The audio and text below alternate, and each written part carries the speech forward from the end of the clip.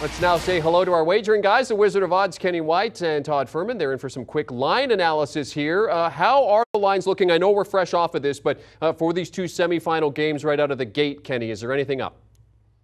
Yeah, Georgia opened a 7.5 point favorite. Numbers down to 7 now. There were 7.5s in the market. Total 43, up to 43.5. Cincinnati at Alabama. Bama the favorite in this one. 13.5, total of 58. There are 59s out there right now.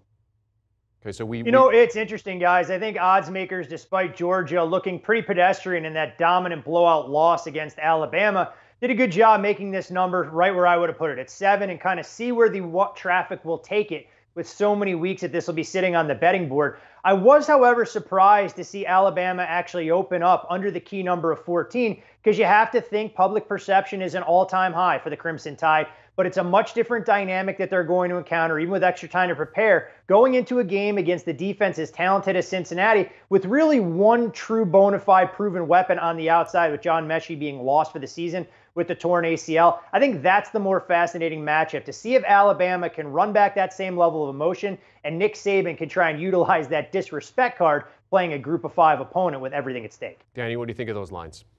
I think they're spot on. I mean, I think we were talking about it, before we came on air, and they feel like the place that's going to try to draw in one side or the other. I do think you'll probably see the line start to move towards the Blue Bloods, towards Alabama, and to Georgia in this one. And I actually think they're starting to see some value on some of the underdogs in here. The Bama-Cincinnati one I'll probably stay away from. The under also, the total on that one, as we would expect with Georgia-Michigan, extremely low total there at 43.5, 44, somewhere around there. I would probably lean the under in that one early.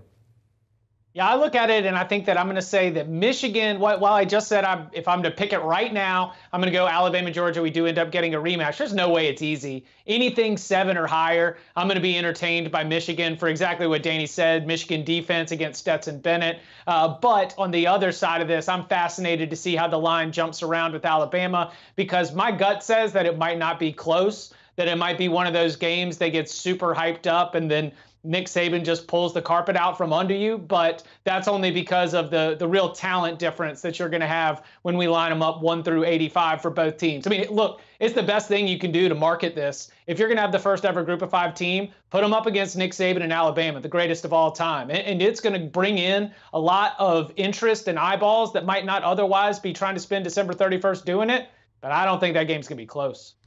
Chip Patterson, Danny Kannell, the Wizard of Odds, Kenny White, and Todd Furhman here with us on HQ as we take a look at those early lines for the CFP semifinals. Thank you very much, gentlemen. Quad box for the CFP.